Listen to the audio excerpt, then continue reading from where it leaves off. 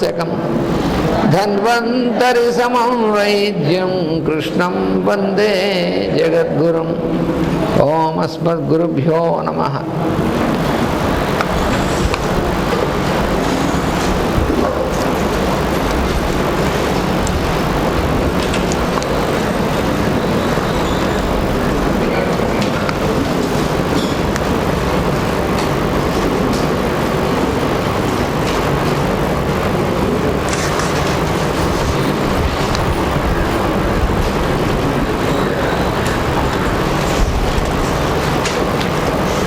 ఈ స్వస్థ వృత్తంలో చివరికి వచ్చాం మనం.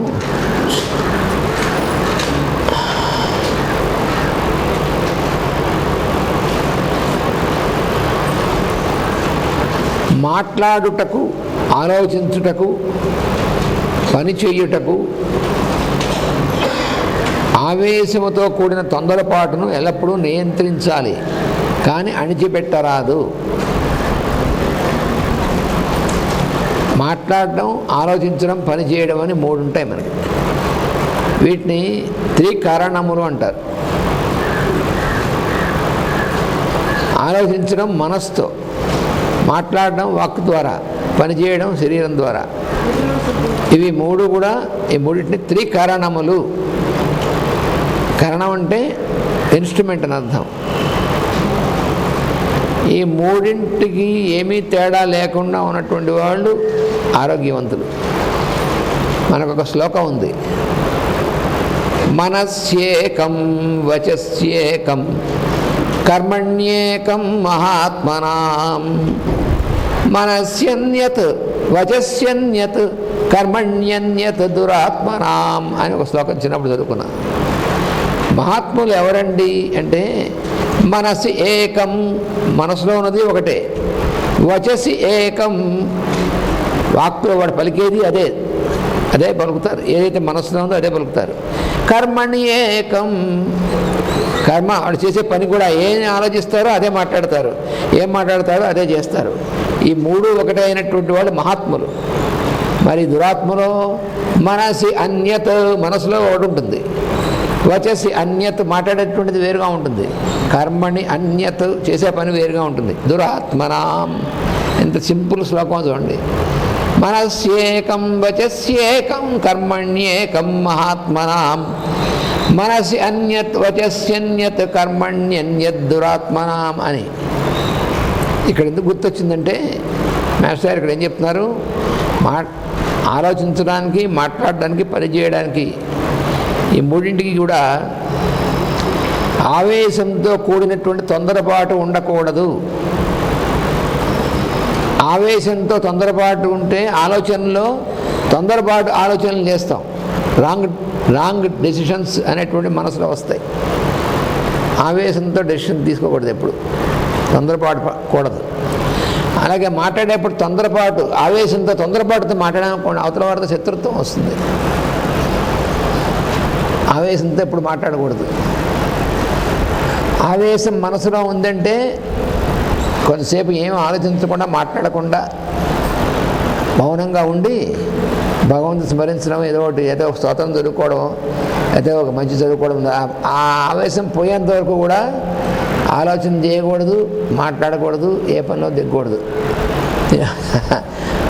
అది మనసులో బాగా ఆవేశం ఉందనుకోండి, కామ్గా ఒక చోట కొంచెం ధ్యానం చేసుకోవడం, మంచి పుస్తకం చదువుకోవడం, మంచి సంగీతం వినడం, అవి చేసి ఆవేశం పోయేదాకా వెయిట్ చేయాలి. లేకపోతే ఆవేశంతో కూడినటువంటి ఆలోచన ప్రమాదకరమైంది. తప్పుడు నిర్ణయాలు తీసుకునేట్టు చేస్తుంది ఆవేశం. ఆవేశంతో మాట్లాడినప్పుడు మనం మాట్లాడింది మంచిగా మాట్లాడుతాం అనుకుంటాం, కానీ ఈ ఆవేశాన్ని నియంత్రించుకోకపోతే అవతల వారికి చాలా వాళ్ళకి బాధ కలిగిస్తుంది, శత్రుత్వం కలిగిస్తుంది, ఇవన్నీ కలిగిస్తుంది. వాక్ కూడా అందుకని ఆవేశంతో కూడిన వాక్ ఉండకూడదు.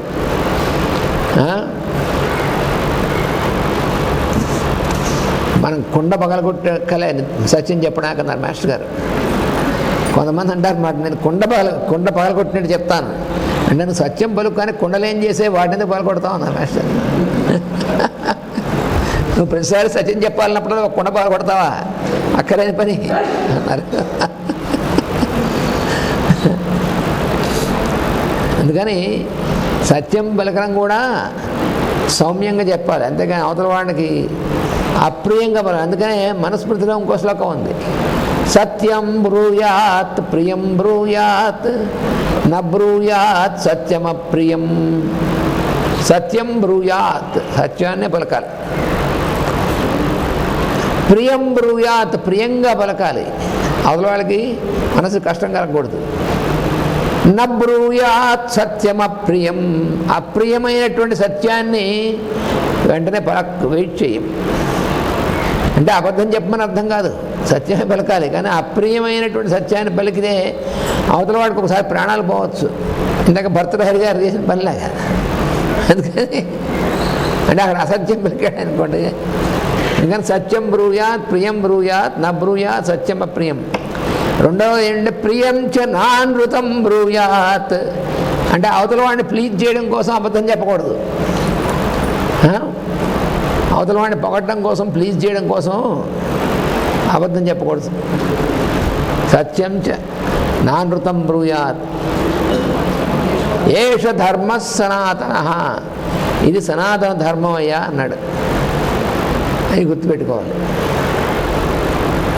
అందువలన అయితే ఆవేశాన్ని ఎప్పుడు కూడా నియంత్రించాలి కానీ అణిచిపెట్టకూడదు అని చెప్పారు. నియంత్రించడం వేరు, అణిచిపెట్టడం వేరు. ఆవేశాన్ని నియంత్రించాలి అంటే కంట్రోల్లో పెట్టాలి, అంతేగాని సప్రెషన్ కాదు. నియంత్రించడం అంటే కంట్రోల్, అణిచిపెట్టడం అంటే సప్రెషన్. సప్రెషన్ కనుక ఏదైనా చేశారా ఇంకా ప్రెషర్ ఎక్కువ అవుతుంది. ఒక సీసాలో ఒక దాంట్లో గ్యాస్ బాగా నింపుతున్నారనుకోండి, అది ఎక్కువైతే సీసా పగిలిపోతుంది, సిలిండర్ కూడా పగిలిపోతుంది. గ్యాస్ ఇంకా ఫుల్గా ఇంకా ప్రెస్ చేస్తే. అందుకని సప్రెషన్ అనేటువంటి దానివల్ల ప్రమాదం. ఎప్పుడు కూడా అణిచిపెట్టడం కాదు చేయాల్సింది, నియంత్రించడం, కంట్రోల్, రెగ్యులేట్, కంట్రోల్, ఇది మనం చేయవలసింది. మనస్సును ఏదో ఒక ఉన్నతమైన ఆశయమునందు పనిచేయించడం ద్వారా మాత్రమే నియంత్రించుట సాధ్యము. మనసుని రెగ్యులేట్ చేయడం కానీ కంట్రోల్ చేయడం కానీ సాధ్యం ఎప్పుడవుతుందంటే ఏదో ఒక ఉన్నతమైనటువంటి పని అందు మనసును పెట్టాలి. ఇదిగో మనం ఇలా చేయాలి, మనం విలేజ్కి వెళ్ళి సర్వీస్ చేద్దాం అని సంకల్పం పెట్టాం అనుకోండి. గ్రామానికి వెళ్ళి అక్కడ పాపం బాధపడుతున్నటువంటి వాడు ఉంటారు, వాళ్ళకి మనందరం కలిసి వెళ్ళి సర్వీస్ చేద్దాం. ఆ మనసును దాని వైపు తిప్పాలన్నమాట, సర్వీస్ వైపు. ఇలాగా ఏదో ఒకటి ఉన్నతమైనటువంటి అందరికీ కూడా పనికొచ్చేటువంటి, అలాగే ఇంపర్సనల్ వర్క్ అంటారు, మన వ్యక్తిగతమైనటువంటి ప్రయోజనం కాకుండా సార్వజనీనమైనటువంటి ప్రయోజనం, అందరికీ సరిపోయేటువంటిది, అందరికీ పనికొచ్చేటువంటిది, దానికోసం పనిచేయడంలో మనస్సును కానీ పెడితే అప్పుడు మనస్సు నియంత్రణలో ఉంటుంది, మన కంట్రోల్లో ఉంటుంది, రెగ్యులేట్ చేయగలం. అన్ని భౌతికమైన కదలికలను బయటకు వెడలనివ్వాలి. భౌతికమైనటువంటి కదలికల్ని కూడా అన్నింటినీ కూడా సప్రెస్ చేయకూడదు. అనాహ్లాదకరమైన దుష్టమైన ఉద్దేశ్యముతో కూడిన మానసికమైన ఆవేశపూరితములైన కదలికలను మాత్రము వెడలనీయరాదు. మన దగ్గర నుంచి వేటిని బయటికి వెళ్ళనివ్వచ్చు, వేటిని బయటికి వెళ్ళనివ్వకూడదు అని చెప్తున్నారు. ఎందుకంటే మన దగ్గర నుంచి ఒక మాట బయటికి వెళ్ళినా ఎటువంటి మాట బయటికి వెళ్ళచ్చు, ఎటువంటి మాట బయటికి వెళ్ళకూడదు. ఎందుకంటే మాట చాలా శక్తివంతమైనటువంటిది.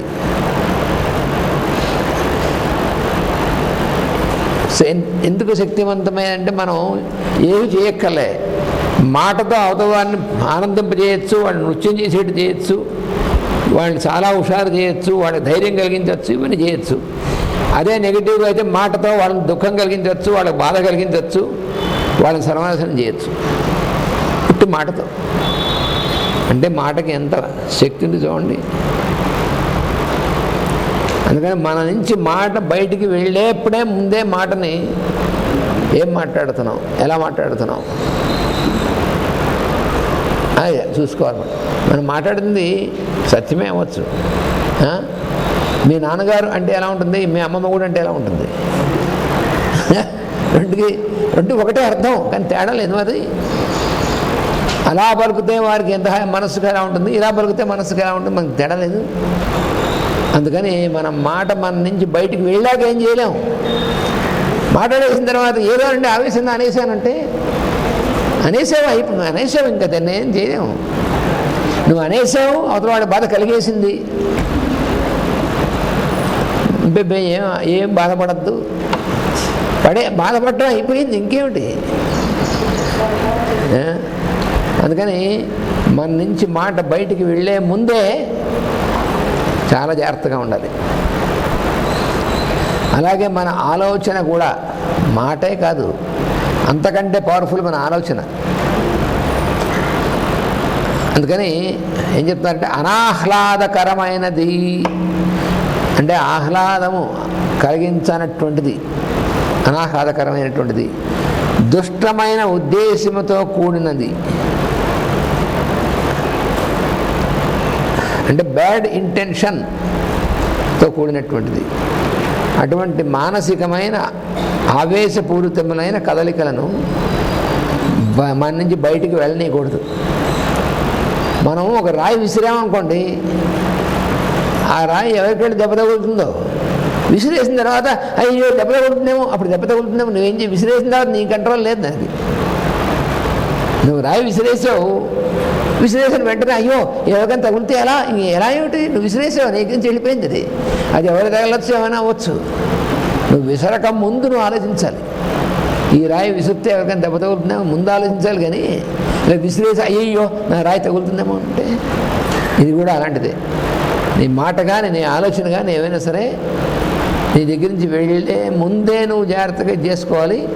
వీటన్నింటినీ జాగ్రత్తగా చేసుకుని, అందుకనే ఆహ్లాదపూరితమైనటువంటిది అవునా కాదా, ఇది అవతల వాళ్ళకి మంచి కలిగిస్తుందా లేదా చూసుకుని నీ ఆలోచన నీ మాట బయటికి వెళ్ళనివ్వాలి. లేకపోతే కంట్రోల్ చేసేయాలి, దాన్ని సప్రెస్ చేయకూడదని కంట్రోల్ చేయాలి. ఇది జాగ్రత్తగా సప్రెస్ చేస్తే నీకు హాని, బయటికి వెళితే అవతల వాళ్ళకి హాని, సప్రెస్ చేస్తే నీకు హాని.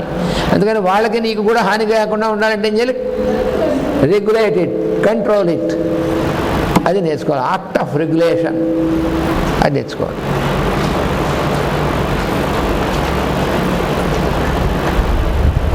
అందుకు స్వస్థవృత్తం ఎందుకు చదువుకోవాలంటే ఎందుకు చదువుకోవాలి.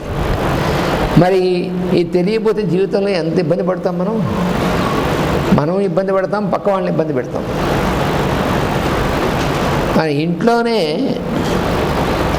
ఎంత డిజార్మనీ ఉంటుంది చూడండి ఈ తెలియకపోవడం వల్ల. భార్యాభర్తలు ఒకళ్ళంటే ఒకరికి ఇష్టమే, కానీ ఎప్పుడు వాళ్ళ మధ్యన ఘర్షణే ఉంటుంది. లేదా తల్లిదండ్రులకి పిల్లలకి మధ్యలో ఎప్పుడు ఎందుకు ఇది తెలియకపోవడం వల్లే. పోనీ ప్రేమ లేదా? ప్రేమ ఉంది, అన్నీ ఉన్నాయి, కానీ ఏ లాభం? అది అన్నమాట. తర్వాత అత్యాశ, దుఃఖము, భయము, కోపము, డాబుసరి, పశుత్వము, నిర్లజ్జ, అసూయ, ఈర్ష్య మరియు అత్యంత మమకారం మొదలైన వాటి వైపునకు మనస్సును ప్రోత్సహించరాదు. మన మనసును ఎప్పుడు కూడా అబ్జర్వ్ చేస్తూ ఉండాలి. మనం చెప్పుకున్నాం, మన మనసును మనం అబ్జర్వ్ చేయడం నేర్చుకోవాలి. అది యోగా ప్రాక్టీస్లో ముఖ్యమైనది. పతంజలి మహర్షి ఇచ్చేటువంటిది యోగా అంటే కేవలం భౌతికమైనటువంటి ఆసనాలు, భౌతికమైన ఆసనాలు ఒక పార్ట్, అందులో ఫిజికల్ పార్ట్, కానీ భౌతికమైనటువంటి ఆసనాలు మాత్రమే యోగం కాదు. కొంతమంది యోగా చేస్తూ ఉంటారు రోజు. తమాషా ఏంటంటే ఇప్పుడు యోగా అనేటువంటిది పదం ఒక ఫ్యాషన్ అయిపోయింది అన్ని దేశాల్లో కూడా. ఈ యోగం అనేటువంటి పదం భారతదేశం నుంచే వెళ్ళింది, ఎందుకంటే సంస్కృత పదం భారతదేశం నుంచే వెళ్ళింది. కానీ ప్రపంచంలో ఉన్న ఏ దేశమైనా వెళ్ళండి, యోగా అనే పదం చాలా ప్రసిద్ధమైంది. యోగా, కానీ యోగా అనే పదం ప్రసిద్ధమైంది, కానీ యోగం అనగానేమి అనేటువంటి దాంట్లో పరిపూర్ణత రాలేదు. ఎందుకని యోగం అనగా భౌతికంగా మనం చేసేటువంటి కొన్ని క్రియలనే మాత్రమే పరిమితం అయిపోయింది. అందుకని చాలామంది ఏమంటుంటారు, నేను రోజు 1 గంట యోగా చేస్తానంటే మిగతా 23 గంటలు నాన్ యోగా అనమాట.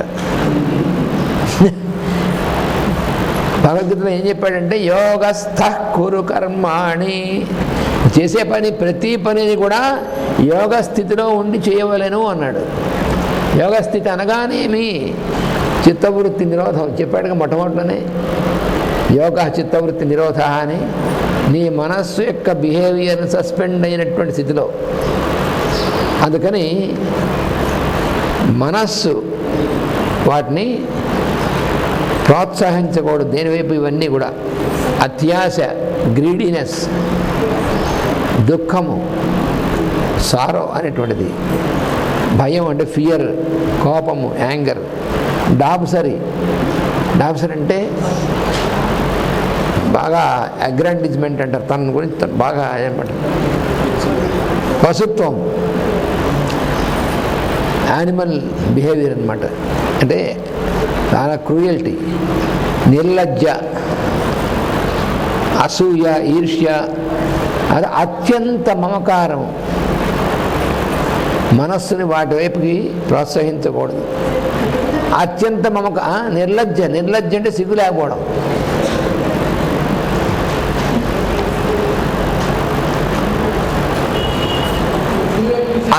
అత్యంత అసూయ, ఈర్ష్య రెండు ఒకటి కాదు. ఈర్ష్య అంటే జెలసీ, అసూయ అంటే మ్యాలిస్.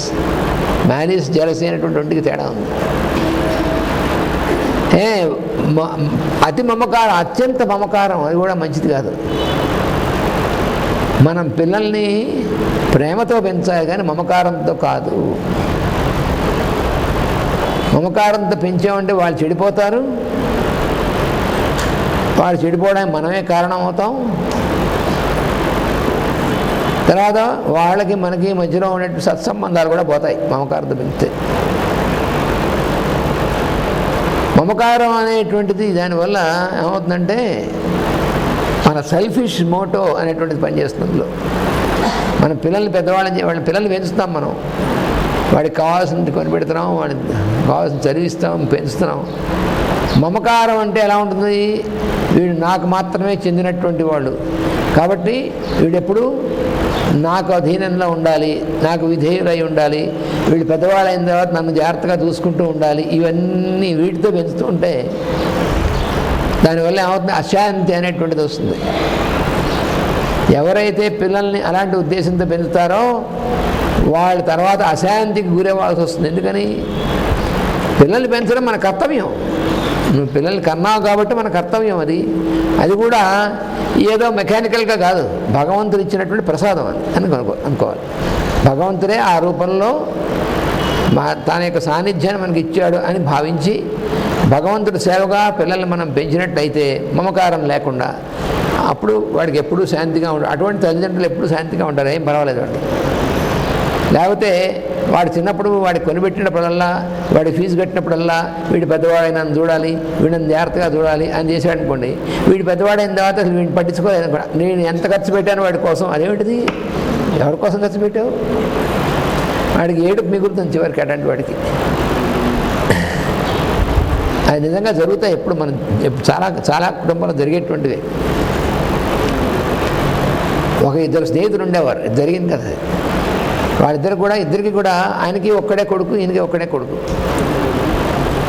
మొదట ఆయన ఇదిగో ఇలా ఇప్పుడు మనం చెప్పుకున్నాం అలా పెంచాడు. చిన్నప్పటి నుంచి కూడా వాడి మీద అత్యంత మమకారం, నావాడు, నా కొడుకు నావాడు ఆయన పొజెసివ్ ఇన్స్టింక్ట్ బాగా పెంచి నిత్యం వాడికి ఏదైనా చేసి పెట్టినప్పుడల్లా వాడి పైకి తీసుకొచ్చినప్పుడల్లా వీడి పైకి రావాలి, వీడు ఐఏఎస్ ఆఫీసర్ అవ్వాలి, వీడు నన్ను సుఖపెట్టాలి, వీడు నన్ను జాగ్రత్తగా చూడాలి అనుకుంటూ చేశాడు పాపం ఆయన. రెండో ఈయన స్నేహితుడు ఉన్నాడు, ఆయనకి ఒకటే కొడుకు. ఆయన కూడా ఆ కొడుకుని బాగా పెంచాడు. వీళ్ళిద్దరు కొడుకులు ఐఏఎస్ ఆఫీసర్లు అయ్యారు. ఈ మొదట ఉన్నాడే ఆయన కొడుకు ఐఏఎస్ ఆఫీసర్ అయ్యాడు, పెద్ద బంగళా అది. ఈయన కొంచెం ఇంట్లో పాత సంప్రదాయం అది ఆచరించేటువంటి వాడు. ఒకరోజు వాడు కొలీగ్ ఎవరో వచ్చేట ఇంటికి, ఇంకో ఐఏఎస్ ఆఫీసర్. ఈయన పూజ కోసం గావంచ కట్టుకుని అటు వెళ్తున్నాడు. ఆయన అడిగట్టు ఎవరు ఈయనని అంటే మా ఇంట్లో వంటవాడని చెప్పాడు తండ్రిని. ఎందుకంటే నామోషి వేసింది వీడికి. తండ్రిని చెప్పుకోవడానికి నామోషి వేసింది వీడికి. అప్పుడు అయ్యయ్యో నన్ను తండ్రిని కూడా చెప్పడానికి నామోషి పడుతుంది, మరి నువ్వు ఎలా పెంచేవాడిని? ఈ రెండో ఆయన ఉన్నాడు, ఆయన అడిగాడు. వాళ్ళిద్దరు ఫ్రెండ్స్ కలుసుకున్నారు, ముసలి వాళ్ళిద్దరు. ఈయన ఆవేదన అంతా చెప్పుకున్నాడు, నా కొడుకు నన్ను ఇంత కష్టపడి వాడిని పెంచి వాడి కోసం నా జీవితం అంతా ఇది చేస్తే వాడిని నువ్వు తండ్రిని వంటవాడని చెప్పుకున్నాడు. నీ కొడుకు ఎలా ఉన్నాడు? నా కొడుకు బాగానే ఉన్నాడు. నువ్వెలా ఉన్నావు? నేను హాయిగానే ఉన్నాను అన్నాడు ఆయన. నా కొడుకు ఎలా ఉన్నా? నా కొడుకు నన్ను బాగానే చూస్తాడు, ఏం పని. మరి నువ్వేమని? నేను చిన్నప్పటి నుంచి అసలు వాడిని గురించి అసలు ఏమనుకోలేదు. వాడు నా కొడుకు భగవంతుడి ప్రసారం, వాడు ఎందుకు నా కర్తవ్యాన్ని నేను ఆచరించాను. వాడు ఎలా ఉన్నా వాడి ఇష్టం, అందుకని నేను దాని గురించి నేను ఆలోచించాను. కాబట్టి వాడు అలా ఉన్నవాడికి బాగానే ఉంటాడు, ఇలా ఉన్నవాడికి ఇలా ఇబ్బంది వస్తుంది. మమకారం, అత్యంతమైన మమకారం ఎక్కడైనా పెట్టామా మనకి తిరిగి కొడుతుంది, మన తప్పదు, దుఃఖమే. ధృతరాష్ట్రుడు అదేగా మరి, మమకాహ మొత్తం నశించిపోయారు మొత్తం వాడి ఆ మమకారం అనేటువంటి దానివల్ల. అందుకని జాగ్రత్తగా ఉండాలి. వాటి యందు మునిగిపోరాదని మనస్సుకు బోధ చేయవలెను. మన మనసుకు మనం ఎప్పుడు బోధ చేసుకోవాలి, జాగ్రత్త, వీటిలో పడకూడదు, జాగ్రత్త అని చెప్పి గుర్తు చేసుకుంటూ ఉండాలి ఎప్పటికప్పుడు. సాధన అంటే అది. పడకుండా ఉండడం కోసం మనసు ట్రైనింగ్ ఇచ్చుకోవాలి. తర్వాత అసత్యవాదనము, వెన్నుపోటు పొడుచుట, ఇతరుల గురించి వారు లేనప్పుడు వ్యంగ్యముగా మాట్లాడుట, వాక్పారుష్యము మొదలైన వానిని నిరంతర ప్రయత్నం ద్వారా నియంత్రింపవలెను. అందుకే మన మనస్సును మనం ఎప్పుడు అబ్జర్వ్ చేస్తూ ఉండాలి. మనస్సుతో మనం ఐడెంటిఫై కాకూడదు ఎప్పుడు. నేనే మనస్సు కాకూడదు. మనస్సు మనం కాదు, మనస్సు మన ఇన్స్ట్రుమెంట్. అది మనం వాడుకునేటువంటి ఉపకరణం. ఈ ఉపకరణం తుప్పడుతుందా ఎలా ఉందో మనం చూసుకోవాలి, తుప్పట్టకుండా చూసుకోవాలి. మనసుకు తుప్పడుతుంది మరి, ఎంత మనసుకు తుప్పట్టడం. మన ఇంట్లో ఒక చాకు ఉందనుకోండి, కూరలు కట్ చేసుకోవడం కోసం, అది రోజు కూరలు కట్ చేసుకుంటాం, అవి చేస్తాం. ఆ చాకు పదును తగ్గిపోయింది, తుప్పు పట్టింది అనుకోండి, అది కట్ అవ్వదు. పైగా ఈ తుప్పు వల్ల మనం కూరలు చేస్తే విషపూరితం అవుతాయి. అందుకని ఎప్పటికప్పుడు ఈ చాకు తుప్పు పట్టకుండా ఉందా లేదా, షార్ప్గా కట్ చేయడానికి వీలుగా ఉందా లేదా చూసుకోవాలి మనం. ఈ మనస్సు ఆ చాకు కంటే కూడా షార్ప్, అది గుర్తుపెట్టుకోండి. చాలా పదునైనటువంటి ఇన్స్ట్రుమెంట్ మనస్సు. అందుకని మనస్సుని ఎప్పుడు కూడా మనం కనిపెట్టి ఉండాలి, బంధించకూడదు. మళ్ళీ బంధిస్తే ఎదురు తిరుగుతుంది, కనిపెడుతూ ఉండాలి. ఇతరులకు హాని కలిగించునట్టివి కల్తీ చేయుట, దొంగతనము, హింసాత్మక ప్రవృత్తి మొదలైన వానిని మనసుకు శిక్షణనిచ్చి నిరంతర ప్రయత్నం ద్వారా నియంత్రించవలెను. హింసాత్మకమైనటువంటి ఆలోచనలు వచ్చాయనుకోండి, వెంటనే మనసుని ఇది హింసాత్మకమైన ఆలోచన అని మనసుని దాని నుంచి మళ్ళించాలి. దొంగతనం చేద్దాం అనిపించింది అనుకోండి, మళ్ళించాలి మనసుని. కల్తీ చేయడం, వ్యాపారంలో కానీ ఏ రకంగా సరే కల్తీ పనులు, అది కూడా ఇవన్నీ కూడా మనస్సు వాటి మీకు వెళ్లకుండా మనం నియంత్రించాలి. సద్గుణములతో కూడిన మనస్సు అన్ని విధములైన వ్యతిరేక లక్షణముల నుండి విముక్తి పొంది దీర్ఘాయుత్వమును ఆరోగ్యమును అనుభవించు ఆనందరూపుడైన అంతర్యామికి నివాసమగును. సద్గుణములతో కూడినటువంటి మనస్సు ఏమవుతుందంటే వ్యతిరేక లక్షణం నుండి విముక్తి అవుతుంది. A virtuous mind is released from all the negative qualities. విముక్తి అయిపోయి దానివల్ల ఏమవుతుంది, ఇట్ అటైన్స్ లాంజివిటీ, మన దీర్ఘాయుత్వానికి కారణమవుతుంది. దీర్ఘాయుత్వము, మంచి ఆరోగ్యము, అటువంటి అనుభవించేటువంటి ఆ అనుభవం ఎక్స్పీరియన్స్ పొందేటువంటిది ఎవరు? ఆనందరూపుడైనటువంటి అంతర్యామికి నివాసం అవుతుంది. అంతర్యామి అయినటువంటి భగవంతుడు ఆనంద స్వరూపుడు, ఆయనకి నివాసం అవుతుంది. అట్టి మానవుడు తన అంతర్జ్యోతికి ధర్మార్థ కామములు అనేది త్రికోణం పైకి ప్రసరించినట్లు చేయగలడు.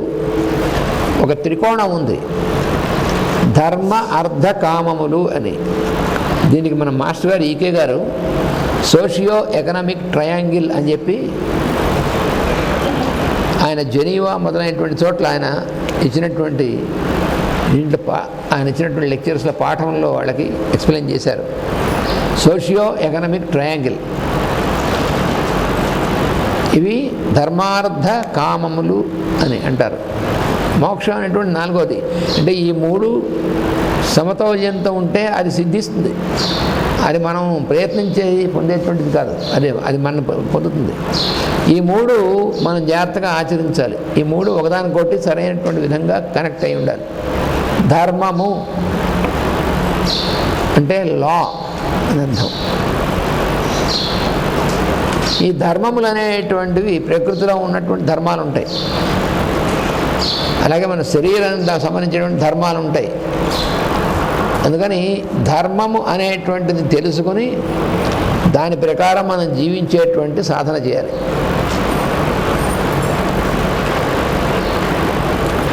అర్థము అంటే డబ్బే కాదు. అర్థము అనేటువంటిది ఏమిటంటే అది మనకి ఒక ఎకనామిక్ ఇంప్లిమెంట్, మనకి ధర్మ సాధనకి ఉపయోగిస్తుంది. అది కూడా ఈ ధర్మం అర్థం ఈ రెండింటికి మధ్యలో మంచి కనెక్షన్ ఉండాలి. మూడోది కామం అంటే అర్థం అంటే, కామం అంటే వేరే అర్థం కాదు, డిజైర్ అని అర్థం. అయితే అకంప్లిష్మెంట్ అంటారు కరెక్ట్ వర్డ్.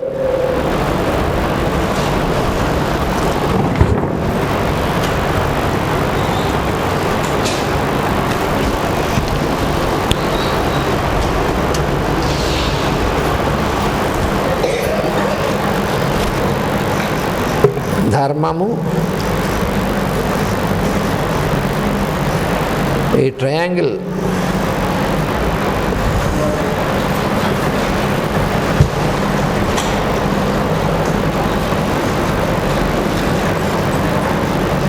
అర్థము,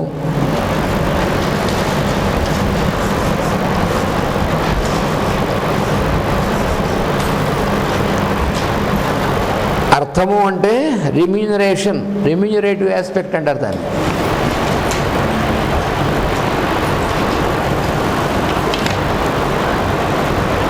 ధర్మము, అర్థము, కామం అనేటువంటివి ఈ మూడు పురుషార్థాలు. 4 పురుషార్థాలు ఉంటాయి, కానీ ఈ మూడు మనం సాధన చేయాల్సినటువంటివి. ఇందులో అర్థకామాలు రెండు కూడా ధర్మం అనేటువంటి దానికి అధీనంలో ఉంటే సొసైటీ బ్రహ్మాండంగా ఉంటుంది. మన మహాభారతం ఉన్న వాటిలో మనకి ఇచ్చినటువంటిది అదే. ధర్మరాజు మొదలైనటువంటి వాడి పరిపాలన ఉండేటువంటిది అది. అర్థకామములు, అర్థం అంటే రెమ్యూనరేషన్ అనేటువంటిది, కామం అంటే fulfilment of our needs and desires, accomplishment అంటారు దాన్ని. అది ఈ రెండు కూడా ధర్మమునకు అధీనములై ఉండాలి. అలా ఉంటే అప్పుడు అటువంటి రాజ్యం కూడా చాలా సుభిక్షమైనటువంటి విధంగా ఉంటుంది. చాలా అందరూ ఆనందమయ స్థితిలో ఉంటారు ప్రజలందరూ కూడా. అందుకనే అప్పుడు పరిపాలించేటువంటి రాజులందరూ కూడా వాళ్ళు ధర్మంగా ఉండమే కాకుండా ప్రజలందరూ కూడా అలా ఉండేట్టుగా, అంటే భయపెట్టి కాదు, వాళ్ళ ఆచరణ ద్వారా వీళ్ళని కూడా అలా ఉండేట్టుగా చేసేవాళ్ళు. అది అక్కడ దశరథుడు కానీ, జనకుడు కానీ, అదే వాళ్ళ పూర్వీకులు కానీ వాళ్ళందరూ కూడా వాళ్ళు తమ యొక్క ఆచరణ ద్వారా వాళ్ళని చూసి ప్రజలు కూడా మనం కూడా అలా ఉండాలి అని వాళ్ళు ఇంప్రెస్ అయ్యి వాళ్ళు అలాగ ఉండేవాళ్ళు.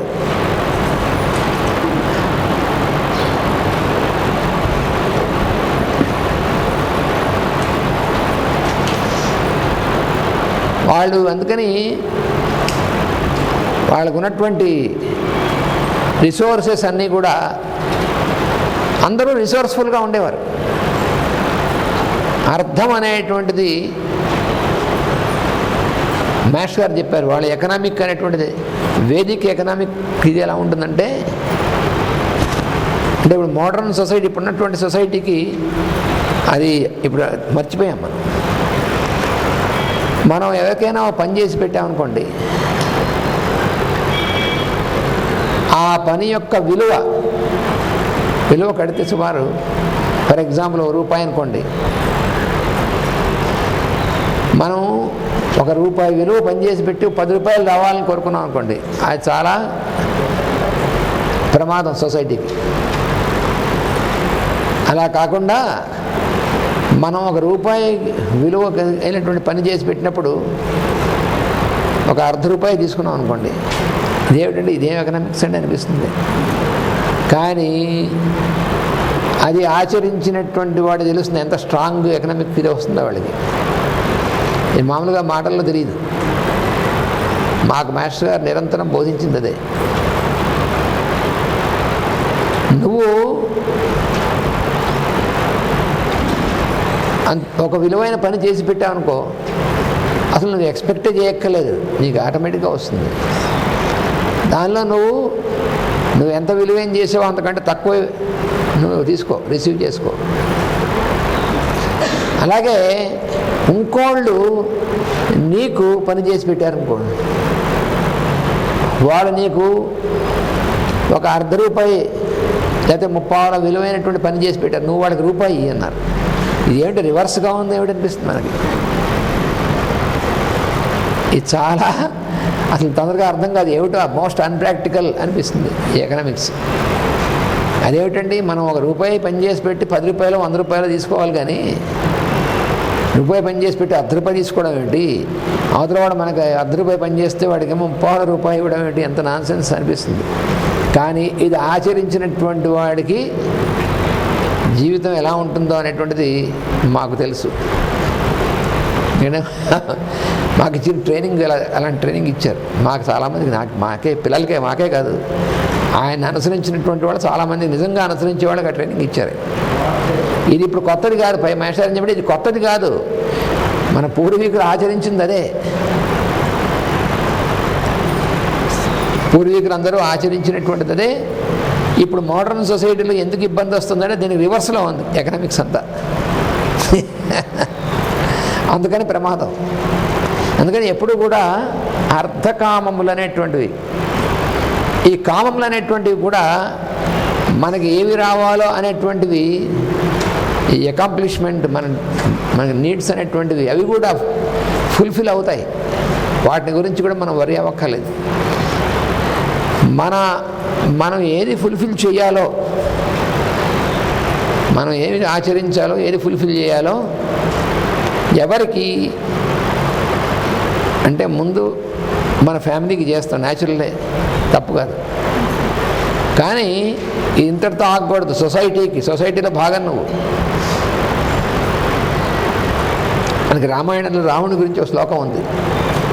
రక్షిత జీవలోకస్య ధర్మస్య పరిరక్షిత, రక్షిత స్వస్య ధర్మస్య స్వజనస్య చ రక్షిత అని. మనకి ఏవైనా సరే రిఫరెన్స్ అక్కడ చూసుకోవాలి. రామాయణమో భారతమో అక్కడైతేనే మనకు కరెక్ట్గా మనకి వస్తుంది. రామాయణ భారతాలు అందుకు చదువుకోవాలి మనం. మన సొసైటీ మనం బాగుండాలంటే ఎలా ఉండాలి సొసైటీ అంటే అలా ఉంటే సొసైటీ బాగుంటుంది.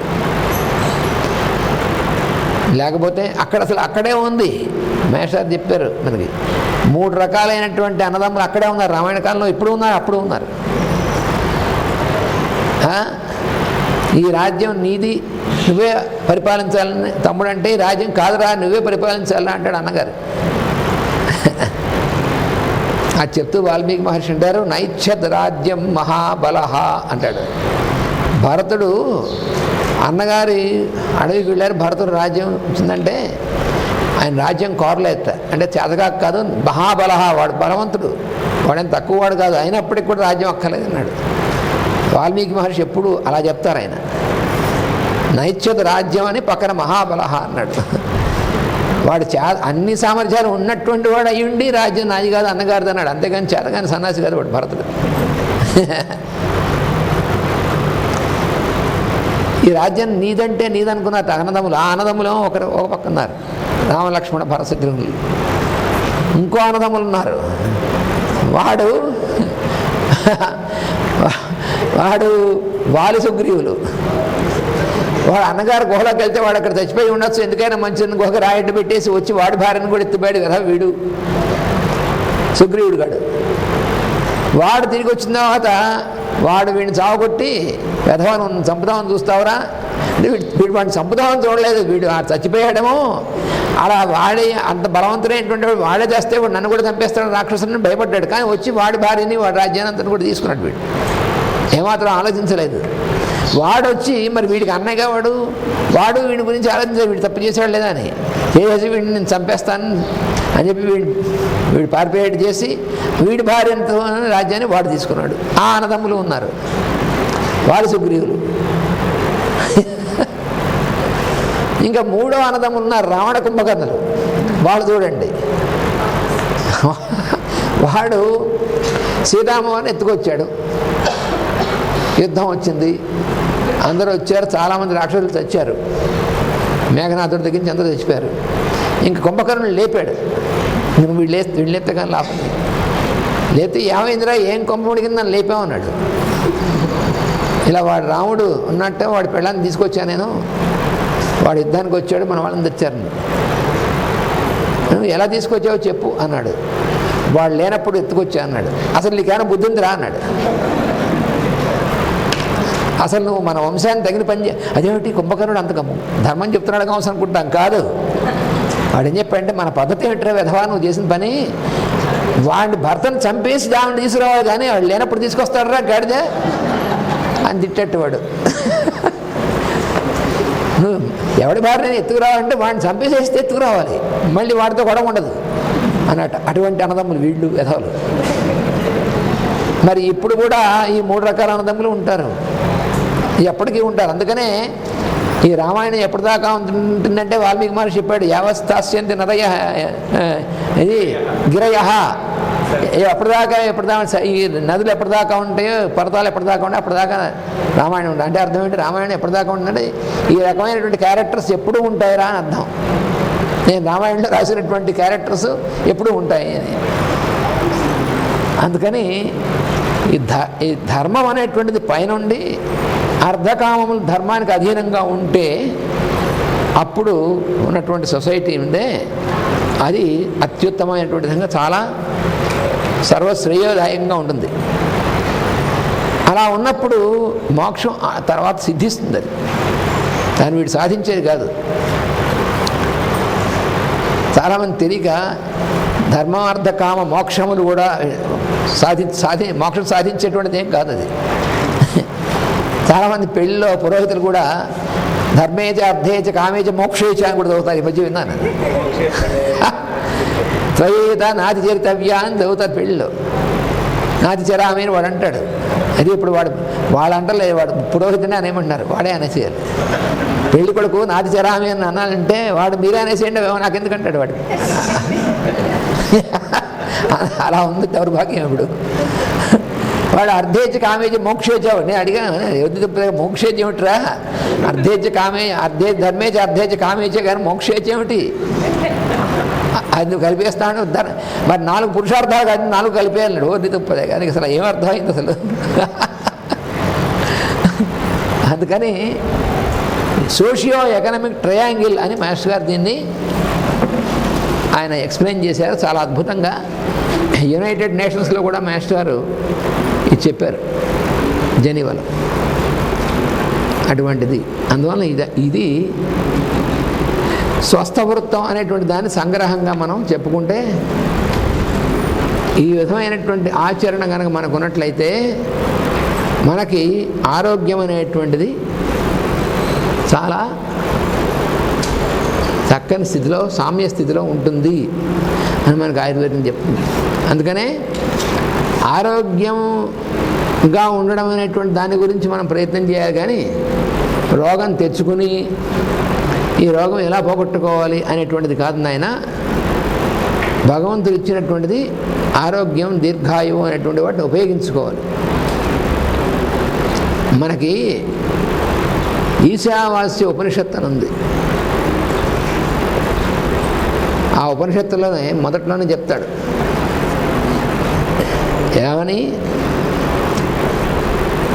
మనం ఎన్నాళ్ళు ఉండాలని కోరాలి అంటే ఏదోనండి ఎందుకు వచ్చిన జీవితం ఏదో అలా కోరకూడదు. కుర్వన్నేవేహ కర్మాణి జిజీవిషేత్ శతకం సమాహ. శతకం సమాహ అంటే 100 సంవత్సరాలు జిజీవిషేత్. జిజీవిష అంటే జీతం ఇచ్చ, జీవించి ఉండాలని కోరిక, అదే జిజీవిష అంటారు దాన్ని. శతకం సమాహ 100 సంవత్సరాలు ఉండాలనే కోరుకోవాలి. ఎలాగా? కుర్వన్నేవ ఇహ కర్మాణి. ఇహ అంటే ఈ లోకంలో మనం ఉన్నటువంటి ఫిజికల్ ప్లేన్లో కర్మాణి కుర్వన్, సత్కర్మలు ఆచరిస్తూనే 100 సంవత్సరాలు మనం జీవించి ఉండాలి అని నువ్వు ప్రయత్నం చేయాలి. కానీ సత్కర్మాచరణ చేస్తూ ఉండి 100 సంవత్సరాలు ఉండు హాయిగాను. భగవంతుడు 100 సంవత్సరాలు ఇస్తే ఏదో ఇంకెందుకులండి ఇదంతా అనుకుంటే నువ్వు పాడు చేసుకోమని ఎవడు చెప్పాడు నిన్ను? ఇంకెంతకాలం? భగవంతుడు పిలుపు ఎప్పుడు వస్తుంది? ఇవన్నీ మెట్టవేరంతం. నిజంగా భగవంతుడు పిలుపు వస్తే మనం వెళ్తాం అంత ఈజీగాను అంటూ ఉంటాం కానీ చేస్తే వెళ్ళాం. చుట్టూ డాక్టర్స్ అందరినీ మాస్టర్ చెప్తుండేవారు. డాక్టర్స్ అందరినీ పిలిచి చుట్టూ కమ్మేయమంటేవాడు, సందు లేకుండా. అంటే లోపలికి ఎవడు గారు దూరడానికి వీలు లేకుండా. వీడు ఎవడు దూరినా కూడా వాడు ధర్మని వస్తాడు, రాను వస్తాడు, తీసుకెళ్తాడు తెలియకుండా.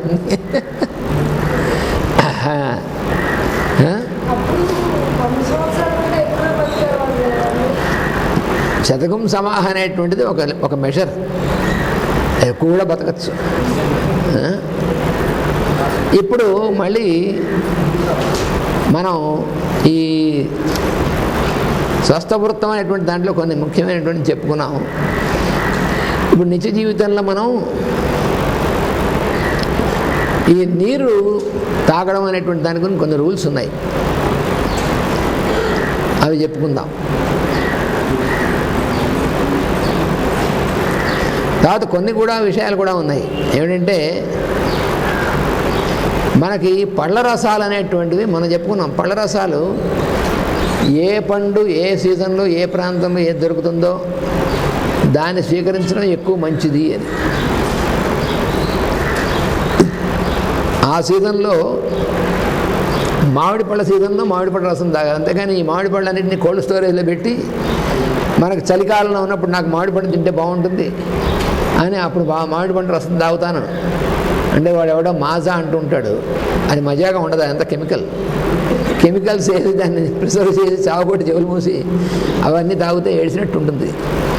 ఫ్రెష్గా ఉన్నప్పుడు ఆ రసం బాగుంటుంది, కానీ దాని సీజన్ కానప్పుడు తాగితే జబ్బు చేస్తుంది కూడా. మనకి ప్రకృతి ఏది ఎప్పుడు ఇవ్వాలో ప్రకృతి తెలుసు దానికి మనకంటే కూడా. Nature is more intelligent than the human fellow. ఇది మనం ఒప్పుకోవాలి.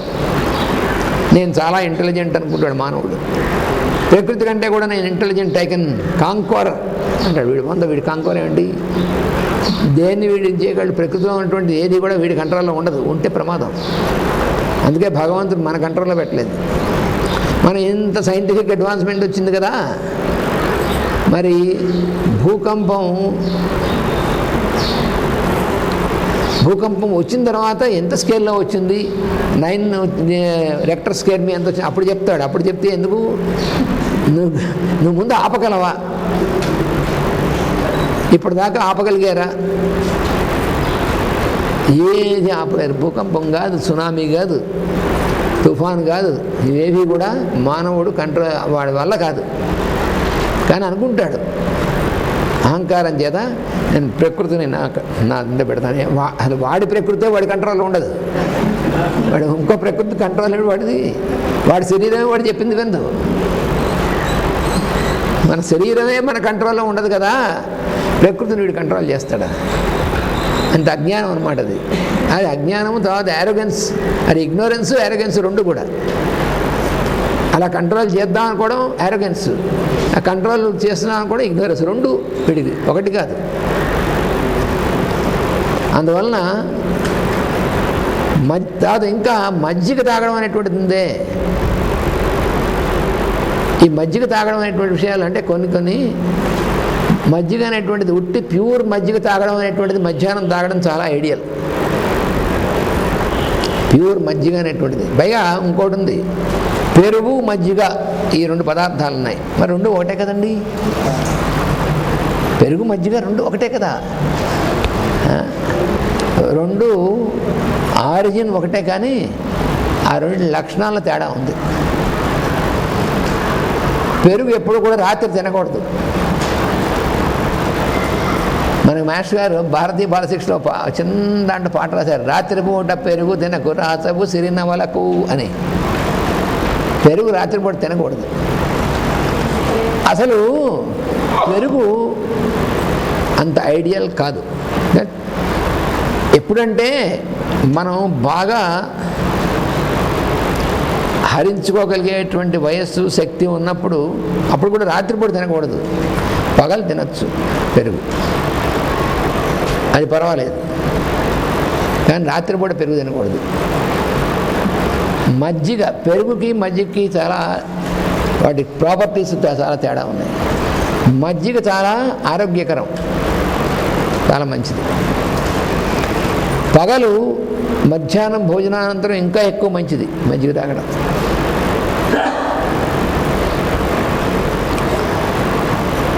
తర్వాత మజ్జిగతో చాలా థెరపీస్ ఉన్నాయి, చికిత్సలు. రోజు కనుక అంటే ఇప్పుడు ఈ కాలంలో చాలామంది అనేకమైనటువంటి పొరపాటు అయినటువంటి అలవాట్ల వల్ల కడుపులో మంట, కడుపులో అల్సర్సు అలా ఉన్నటువంటి వాళ్ళు చాలా ఎక్కువ మంది ఉన్నారు. దానికోసం గ్యాస్ట్రో ఎంట్రాలజిస్ట్ దగ్గరికి వెళ్తారు. వాడు కొంప ముంచుతాడు. వాడు ఏం చేస్తాడు, నీ కడుపులో మంట తెలియకుండా ఉండే మందు ఇస్తాడు, అంతేకాని దాన్ని పోగొట్టగలిగే మందు వాడి వల్ల కాదు. వ్యాధి పోగొట్టడం వాళ్ళ చేత కాదు, దాన్ని నీకు తెలియకుండా ఉండేట్టుగా మంట వచ్చింది, ఓమోప్రజాల్ వేసుకో అంటాడు పొద్దునే ఎంటి స్టమక్తో. ఖాళీ కడుపుతో మందు ఉంది, ఓమోప్రజాలు, ఓమెజ్జు ఇలాంటివి ఉన్నాయి కొన్ని, అవన్నీ అలాంటివి. అవి వేసుకుంటే మంట తెలియదు. ఆహా అంటే తగ్గిపోయినట్ట, తగ్గిపోవాలంటే మరి తగ్గిపోవాలిగా, మరి ఇంకా అల్సర్స్ పెరుగుతున్నాయి కదా. మంట తెలియకుండా అంటే చాప కింద నీళ్ళ పనిచేస్తుంది. అప్పుడు మంట తెలియదు, కొన్నాళ్ళు అయ్యేప్పటికీ అల్సర్స్ వస్తాయి. ఆ కడుపులో ఉన్నటువంటి అల్సర్స్ ఎక్కువ అవుతాయి. అప్పుడు వాడు ఎండోస్కోపీ, స్కోప్స్ అన్నీ ఉన్నాయి కదా ఇప్పుడు, ఎండోస్కోపీ, ఒక గొట్టం కడుపులో లోపల పెట్టి అలా దానిలో భూతద్దం బయటను పెట్టి చూస్తుంటాడు. అందులో ఇక్కడ అల్సర్స్ ఉన్నాయి. నువ్వు ఏ లాభం ఉన్నాయని చెప్తున్నావు, కానీ దాన్ని ఏం చేయగలవు? ఏం చేయడం అండి, అక్కడ దాకా కట్ చేసేస్తాం, అల్సర్స్ ఉన్న చోట తీసేద్దాం, మంచిదే. అల్సర్స్ ఉన్న చోట తీసేస్తావు, మళ్ళీ అల్సర్ కొత్త ఇంకో చోట వస్తే అక్కడ తీసేద్దాం, చివరికి మొత్తం అంతా తీసేయాల్సి వస్తే స్టమక్ మొత్తం తీసేద్దాం అని ఫినిష్. అక్కడ చేసే పని ఏమంటే కత్తిరించడం. కానీ ఇవేమి అక్కర్లేకుండా కడుపులో మంట రాకుండా, అల్సర్స్ ఫారం అవ్వకుండా, ఫారం అయిన అల్సర్స్ కూడా తగ్గిపోవడానికి అతి చాలా సామాన్యమైనటువంటి ఒక ప్రక్రియ ఉంది. అది ఎంత సింపుల్ అంటే అది మనం చెయ్యం, అంత సింపుల్. ఇక్కడ మరీ సింపుల్గా ఉంటే మన ఇదేనా దీంతో ఏముంది, అంత ఖరీదు పెట్టి స్కోపులన్నీ పెట్టించుకుని, ఎండోస్కోపు, కొలనోస్కోపు అంటే అడుగు నుంచి లోపల పెట్టేది కొలనోస్కోప్, ఇలా అన్ని స్కోపులు పెట్టించుకోవడానికి వెళ్తాను తప్ప సింపుల్గా తగ్గిపోతుందిరా అంటే చిచి ఏమీ లేదు. రోజు ఉదయం పూట దంతధావనం అంటే పళ్ళు తోముకోవడం అయిపోయిన తర్వాత కాఫీ టీలు తాగకుండా ఒక గ్లాసుడు ఫుల్గా మజ్జిగ ఫ్రెష్గా చేసుకుని, అంటే పెరుగు ఫ్రిడ్జ్లో పెట్టుకుని కాదండోయ్, పెరుగు మామూలుగా తోడేసుకుని అప్పటికప్పుడు మజ్జిగ చేసి, ఆ మజ్జిగలో ఒక టీ స్పూన్, ఒక చిన్న చెంచాడు ధనియాల పొడి, ఒక చెంచాడు జీలకర్ర పొడి వేసుకుని కలిపేసి తాగేయండి. మీ కడుపులో మంట కానీ అల్సర్స్ కానీ ఇవేవి రానే రావు. అల్సర్స్ ఒకవేళ వచ్చినా కూడా మటుమాయం అయిపోతాయి పూర్తిగా. గ్యాస్ట్రిక్ అంటే గ్యాస్ట్రిక్ అంటే చాలామంది గ్యాస్ని గ్యాస్ట్రిక్ అంటుంటారు, అది కాదు. గ్యాస్ట్రిక్ అంటే లోపల వచ్చేటువంటి మంట, పులసరం, ఈ పులసరంతో కూడినటువంటి ఇవన్నీ కూడా, ఆ లోపల ఇటువంటి అన్నీ కూడా పూర్తిగా నివారణ జరుగుతుంది మందులు అక్కర్లేకుండానే. మజ్జిగ అప్పటికప్పుడు చేసిన మజ్జిగ, కమ్మగా ఉన్న మజ్జిగ, పులుపు ఉండకూడదు. పులుపు లేకుండా కమ్మగా ఉన్నటువంటి మజ్జిగ, ఒక గ్లాసులు మజ్జిగ చేసుకుని శుభ్రంగా పెద్ద గ్లాసులు మజ్జిగ చేసుకుని ఒక చెంచా టీ స్పూన్తో 1 టీ స్పూన్ ధనియాల పొడి, 1 టీ స్పూన్ జీలకర్ర పొడి. ధనియాలు వేయించక్కలే, ధనియాలు జీలకర్ర వేయించకుండానే పొడి కొట్టి అడ్డే పెట్టుకుని ఆ పొడి 1 చెంచాడు, ఈ పొడి 1 చెంచాడు వేసి కలిపేసి హాయిగా తాగేసేయండి. తాగడానికి కూడా రుచిగా ఉంటుంది. ధనియాలను జీలకర్ర రుచిగా ఉంటుంది హాయిగాను. అది లోపల గ్యాస్ని నివారణ చేస్తుంది, ఈ పులసరాన్ని నివారణ చేస్తుంది. మీకు కడుపులో మంట కానీ అల్సర్స్ కానీ ఇవేవి రావు, ఉండవు. ఇంకా కొంచెం మజ్జిగ ఎక్కువ తాగినా కూడా ఏ నష్టం లేదు. అసలు మజ్జిగలో అంత మంచి గుణం ఉంది.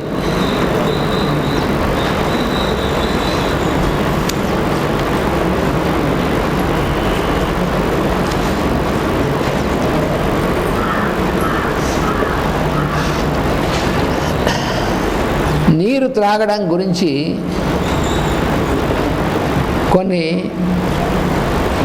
కొన్ని అంశాలు ఉన్నాయి, కొన్ని రూల్స్ ఉన్నాయి. నీళ్ళు తాగడానికి రూల్ ఏమిటండి? ఎలా పడితే వాళ్ళు తాగేయచ్చు కదా? కాదండి, వాగ్భటులు వారు ఏం చెప్పారో చెప్తున్నాను అనమాట. మనకి నీరు ఉంటుంది, గడగడ గడగడ తాగేస్తాం, గట్ గట్ గట్ గట్ గట్ అని సప్పుడు కూడా వస్తుంటుంది నీళ్ళు తాగేప్పుడు. అయితే లోటా అయితే తాగేస్తాం, అయితే బాటిల్ అయితే తాగేస్తాం. చాలామంది ఫ్రిడ్జ్లోంచి చల్లగా ఉన్నటువంటి బాటిల్ తీసి గడగడ గడ తాగేస్తారు అనమాట. అయితే ఇక్కడ వాగ్భటు మహర్షి చెప్పినటువంటి దాని ప్రకారం ఏంటంటే,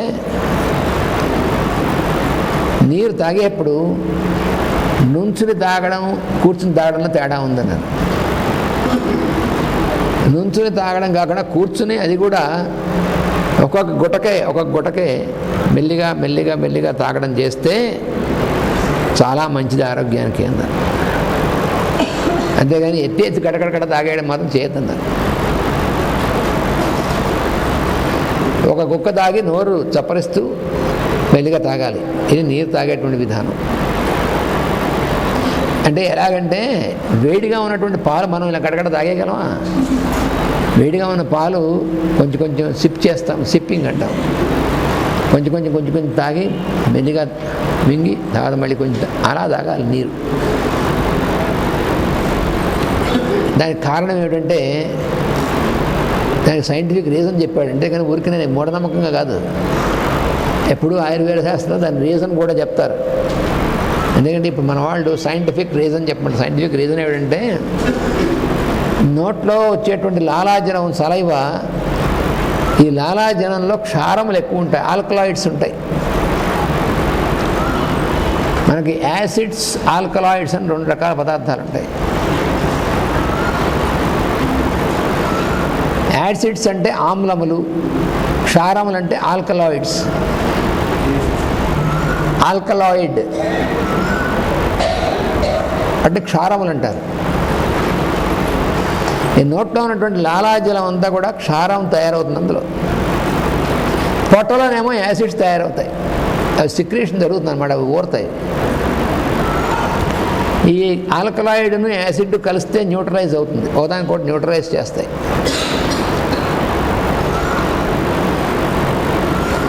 ఎవరి పొట్టలో అయితే ఆల్కలాయిడ్స్, యాసిడ్స్ ఈ 2 కూడా న్యూట్రల్గా ఉన్నటువంటి స్థితిలో ఉంటాయో వాళ్ళకి ఆయుర్దాయం ఎక్కువ ఉంటుంది. ఎందుకంటే జబ్బులు ఎక్కువ చేయవు.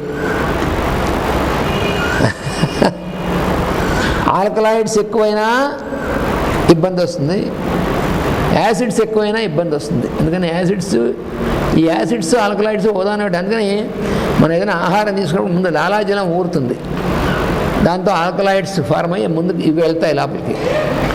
ఇది లోపలికి వెళ్ళంగానే యాసిడ్ ఊరుతుంది పొట్టలో.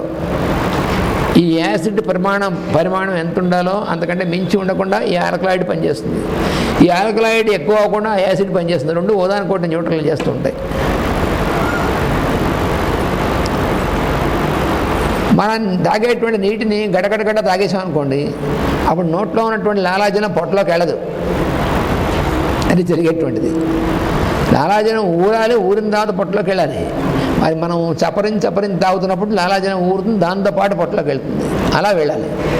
ఇలా ఎత్తేసి గడగడగడ తాగేసామనుకోండి, తాగేస్తే ఏమవుతుందంటే లాలాజలం వెళ్ళదు. అప్పుడు లోపల యాసిడ్స్ మాత్రమే ఉంటాయి. ఈ నోట్లో లాలాజలం తయారవడమే యాసిడ్స్ న్యూట్రలైజ్ చేయడం కోసం. అందుకని నీటిని చప్పరిస్తూ మెల్లిమెల్లిగా తాగితేనే ఆమ్లములు న్యూట్రలైజ్ అవుతాయి, పొట్టలో ఉన్నటువంటి, లేకపోతే యాసిడ్స్ పెరుగుతాయి. అంటే ఎసిడిటీ పెరగడానికి కారణం ఏమిటంటే, ఎసిడిటీ అంటే పులసరం పెరగడానికి ముఖ్యమైన కారణం ఏమిటంటే, మనం తీసుకునేటువంటి నీళ్లు కానీ ఆహారం కానీ స్పీడ్గా గడ్డ లోపలికి చేస్తాం, అది ప్రమాదం. మనం నీరు తాగడం కానీ పానీయాలు తాగడం కానీ లేకపోతే ఆహారం తీసుకోవడం కానీ స్పీడ్గా లోపలికి తోసేస్తూ ఉంటాం చూసారా, హడావిడిగా. అయ్యో అలా చేయడం వల్ల ఈ లాలాజలంలో ఉన్నటువంటి ఆల్కలైడ్స్ లోపలికి వెళ్ళకపోవడం వల్ల పొట్టలో ఉన్నటువంటి యాసిడ్స్ ఎక్కువ అవుతాయి. యాసిడ్స్ ఎక్కువ అవుతాయి, లోపల బర్నింగ్ వస్తుంది, అందుకు మంట వచ్చేది కారణం.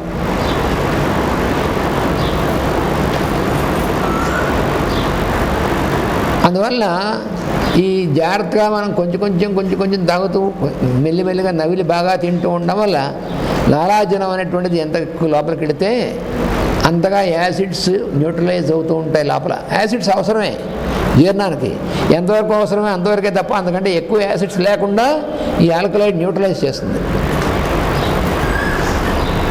దీనికి జంతువులను ఒకసారి అబ్జర్వ్ చేయమన్నారు. ఏమిటంటే మన జంతువులను అబ్జర్వ్ చేయడం, ఎందుకంటే జంతువులు ఎలా ప్రవర్తించాలో అలాగే ప్రవర్తిస్తాయి. మనం తెలియక జంతువులా ప్రవర్తిస్తున్నాం, మనిషిని తిట్టకూడదు.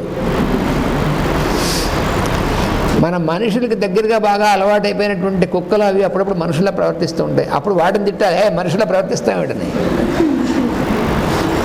అవును, జంతువులు ప్రకృతి సహజంగా ఉండాల్సినటువంటివి మనిషి దగ్గరగా అలవాటైపోయి ఈ అలవాట్లు వాటికి వస్తుంటాయి ఒక్కోసారి. మరి డొమెస్టికేటెడ్ జంతువులు అప్పుడు వాటిని మనుషుల తయారై జంతువులుగా ఉండండి అని చెప్పాలి వాటికి.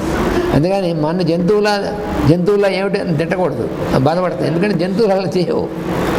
ఇప్పుడు ఇక్కడ జంతువుల్ని మన ఆవులు ఉన్నాయి, ఆవులను అబ్జర్వ్ చేయండి. ఆవులు నీళ్లు తాగుతాయి, మెల్లిగా పీల్చి మెల్లిగా తాగుతాయి, అంతేగాని అలాగే ఒకసారి తాగేవు ఆవులు. వాటికి తెలుసు మరి అవేమి చదువుకోక్కర్లేదు, వాటికి ఏం అక్షరాలు రావు, నిరక్షర కుక్షులై. మరి వాటికి ఎలా తెలుసు అండి ఇవన్నీ? ఈ బ్యాలెన్స్ అంతా కూడా వాటికి ఆకలి వేసినప్పుడే తింటాయి, దాహం వేసినప్పుడే తాగుతాయి. అది కూడా తాగవలసినటువంటి పానీయాలు నీరు కుడితి ఏమి ఉన్నాయో అవి మాత్రమే తాగుతాయి. మీరు తీసుకెళ్ళి కోకోకోలా కుమ్మరించారనుకోండి, చస్తే ముట్టవు. పైగా ఒకరి ఎంగిలి ఒకరి ఆవులు అసలు తినో మీరు డెమాన్స్ట్రేట్ చేసి చూపించవచ్చు, మీరు వెళ్ళి ట్రై చేయొచ్చు. ఒక ఆవు తిన్న తర్వాత ఆ ఎంగిలైనటువంటిది ఇంకో ఆవు పెడితే తిందు. మనం ఏం చేస్తామో అన్నీ ఎంగిలి అని చేసేసి కలకాపలకం చేస్తుంటాం. మనలో మన అడ్వాన్స్డ్ కదండి మనం. అందుకు మనకి ఆ పట్టింపులు ఉండవు, అదేమిటో. ఎందుకంటే మనం పట్టించుకోం. కానీ వాటికి అందుకని అవి ఎక్కువ మనకంటే స్ట్రాంగ్గా ఉంటాయి.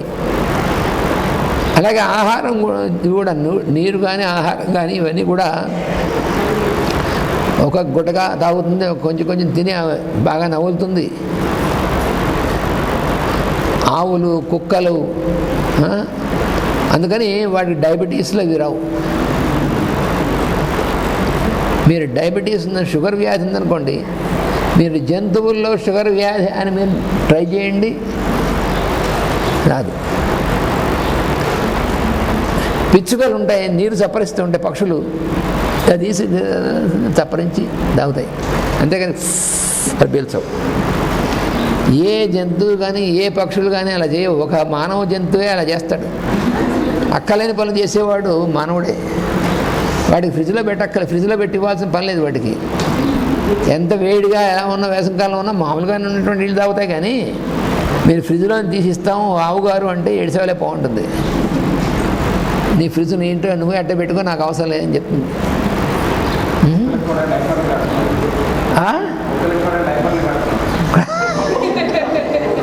ఎందుకంటే అది వీడి కన్వీనియన్స్ కోసం, అది కదా. మరి ఇప్పుడు చంటి పిల్లలకి డైఫర్లు వేసేసి 24 గంటలు వాటి పెడుతున్నారు. వాటిని ఏమంటారు, ఇది ప్యాంపర్స్ ఏవో నేను చిన్నపిల్లలకి డైఫర్లు కట్టేసి, ఎందుకంటే తల్లిదండ్రులు పాపం ఇబ్బంది కదా, మాటిమాటికి చిన్నపిల్లలకి అవన్నీ పాడి చేస్తే మాటిమాటికి మార్చాలి, మాటిమాటికి చేయాలి. అది కట్టేసింతే లోపల వాడు మలమూత్ర విసర్జన చేస్తేనే బేబీ గంటలు అందులోనే మా మలంలోనే ఉంటాడు, దాంట్లోనే ఉంటాడు. ఇంక మరి వాడికి ఆరోగ్యం ఎందుకు వస్తుందండి? పిల్లలకి అనారోగ్యం ఎందుకు వస్తుందో చచ్చినా తెలియదు, ఎందుకంటే వీడు చేసే పనులే. మేము కొత్తల్లో బెల్జియం వెళ్ళిన ఆ దేశానికి వెళ్ళిన కొత్తల్లో ఒకసారి వాళ్ళ ఇంట్లో ఉన్నాం. ఉంటే వాళ్ళకి ఒక చంటి పిల్ల ఉంది, జస్ట్ ఒక నెల రోపు. బెడ్రూమ్స్ అన్నీ పైన ఉంటాయి సాధారణంగా పాశ్చాత్య దేశాల్లో. కిందన వచ్చినటువంటి వాళ్ళకి డ్రాయింగ్ హాలు, కిచెను, టాయిలెట్స్ ఇవి ఉంటాయి, కింద బెడ్రూమ్స్ పైన ఉంటాయి. సరే మేము అంటే గెస్ట్గా ఉన్నాం, మాకు బెడ్రూమ్ ఇచ్చారు. వాళ్ళ బెడ్రూమ్ వాళ్ళ పెద్ద పిల్లలు, వాళ్ళు కొంచెం ఒక 5-6 ఏళ్ల పిల్లలు ఉన్నారు, వాళ్ళకు ప్రతి వాళ్ళకి ఒక్కొక్క బెడ్రూమ్ ఇచ్చారు. ఈ చంటి పిల్లని ఈ కింద హాల్లో ఉయ్యాలేసి పడుకోబెడితే పగలంతా ఇలా ఉయ్యాలేసి పడుకోబెడతాం. రాత్రి మేము పైకి వెళ్ళేప్పుడు కూడా ఈ చంటి పిల్లకి ఆ ఉయ్యాలలోనే అన్ని ఏర్పాట్లు చేసి పడుకోబెట్టారు. బాగా ఆశ్చర్యం, ఇదేమిటిది మీ పిల్లల్ని పైకి తీసుకెళ్ళలేదని. పైకి తీసుకెళ్ళడం ఏంటి, రాత్రి మా దగ్గర ఎలా పడుకోబెట్టుకుంటాం చంటి పిల్లల్ని? అదేమిటిది, నెల కూడా అవ్వలేదు పుట్టి చంటి పిల్లకి తల్లి దగ్గర పడుకోవాలి, తల్లిదండ్రుల పేరెంట్ దగ్గర పడుకోవాలి కదా అంటే, చీచీచి పేరెంట్ దగ్గర పిల్లల్ని పడుకోబెట్టుకుంటారు ఎక్కడైనా అన్నాడు. ఓహర్ మీ దుంపల దగ్గర మాకు అప్పుడు జ్ఞానోదయం అయింది మాకు. ఇక్కడ అలాంటివి అడగకూడదు కౌన్సని. ఒక అమ్మాయి మాస్టర్ గారు వెళ్ళినప్పుడు, లెక్చర్స్కి వెళ్ళినప్పుడు వాళ్ళకి అటెండ్ అయినటువంటి వాళ్ళు ఒక అమ్మాయి, తర్వాత నేను జెనీవా వెళ్ళినప్పుడు నన్ను కలుసుకుని చెప్పింది, నేను మీ పాకిస్తానీ అంటే మన ఏషియన్స్ కదా, ఒక పాకిస్తానీ కుర్రాడిని పెళ్లి చేసుకున్నాను, మంచిది బాగానే ఉంది, ఎలా ఉన్నారన్నాను. అంతా బాగుంది కానీ మాకు ఇద్దరి మధ్యలో అభిప్రాయ భేదం వచ్చింది. ఏమైందన్న, మాకు పిల్ల పుట్టింది, ఆయనేమో మన పిల్లలు మన మధ్యలో పడుకోబెట్టుకోవాలంటాడు, నేనేమో పిల్లని వేరే గదిలో పడుకోబెట్టాలంటాను, ఒప్పుకోవట్లేదు ఆయనండి. అంటే నేను అన్నాను, అమ్మా నువ్వు నన్ను అడిగావేమిటిది, పాకిస్తాన్ అన్నా ఇండియా అన్నా మా సంస్కృతి ఇలాంటి వాటిలో ఒకటేను, నువ్వు వచ్చి నన్ను రాంగ్ వాడిని అడిగావు, నన్ను అడిగావు, నేను కూడా అదే చెప్తాను. పిల్లని నువ్వు కన్నది ఎందుకు, నువ్వు పిల్లని కన్నావు, తల్లివి కదా నువ్వు, ఆ పిల్లని నీ పక్కన పడుకోబెట్టుకునేటువంటి లేదా? అదేమిటి రాత్రిపూట కూడా పిల్లని పక్కన పడుకోబెట్టుకోవడం, మరి ఎందుకు కన్నావు నువ్వు? జంతువులుగా కంటే కనా కష్టంగా నువ్వు చెప్పేది. అదే పిల్లని ఎందుకు కనడం అంటే, అది కాదండి దగ్గర ఎలా పడుకోబెట్టుకుని, మరి ఆ పిల్లకి రాత్రిపూట మలమూత్ర విసర్జనం లేకపోతే పాలు కావాల్సి రావడం వస్తే అవన్నీ అలా పక్కన ఏర్పాటు చేసేస్తాం, పొద్దున చూసుకోవచ్చు. మరి మీ దుంపల దగ్గర ఏం జాతి మీ జాతి? అప్పుడు నేను చెప్పాను అన్నమాట. మరి నన్ను అడిగితే మాత్రం మా ఉద్దేశంలో మా రక్తంలో మేము ఎప్పుడు అలాంటి పని చేయము, ఇప్పటిదాకా మేము అంత పాడైపోలేదు. మీ వెస్ట్రన్ అలవాట్లు వచ్చినప్పటికి కూడా ఇంకా అంత పాడైపోలేదు, మేము కొంతవరకు పాడవడం ప్రారంభం అయ్యాం కానీ అంటే ఏమని అడిగింది. అప్పుడు అంత వివరంగా చెప్పాను. ఆ పిల్లకి ఏం తెలియదు అనుకుంటారు కావచ్చు, పిల్లల సైకాలజీ ఉంది. తల్లి యొక్క ప్రెజెన్స్లో పెరిగేటువంటి పిల్లకి, తల్లి దూరంగా పెట్టేటువంటి పిల్లకి చాలా తేడా ఉంటుంది. ఆ పిల్ల పెరిగిన కొద్దీ హార్మోన్స్లో తేడా వస్తుంది. అంటే ఇంత విషయం ఉంది అని, మరి అంత సైంటిఫిక్ అది దుంపల్దగా ఎక్స్ప్లెయిన్ చేస్తే అప్పుడు నిజమైన మీరు చెప్పిందని ఆవిడ అది కన్విన్స్ అయ్యి పిల్లని తగ్గని పడుకోబెట్టుకోవడానికి ఒప్పుకుంది. మన వాళ్ళు ఒప్పుకోరు ఇప్పుడు మన వాళ్ళు 24 గంటలు డైపర్స్ గడేస్తున్నారు పిల్లలకి. ఎంత ఘోరం అంటే, ఒళ్ళు బద్ధకం అన్నమాట. మార్చాలంటే బద్ధకం వాళ్ళకి.